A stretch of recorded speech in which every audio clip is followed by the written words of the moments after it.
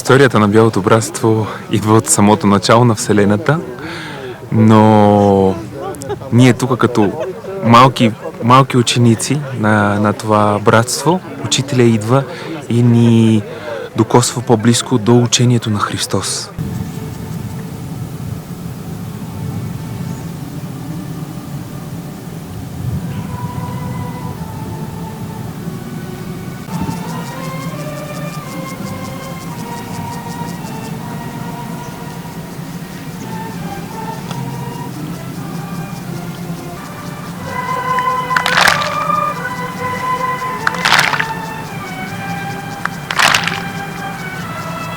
Днешният ден е денят, в който на Слънцето се празнува новата божествена година, в която ние, празнувайки тук, се опитваме да се свържим с издигнатите същества, които празнуват на Слънцето. Всички учители и всички издигнати души на Вселената, които са преминали еволюцията на Земята и в момента вече са на Слънцето.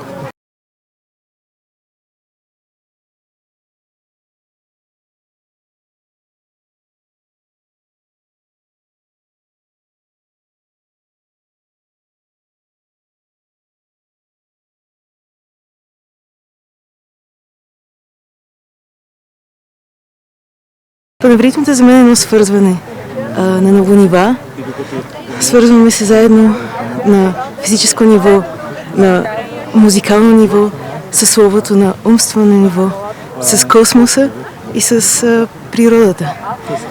И това свързване позволява на по-висши същества да се свържат с нас и да действат чрез нас.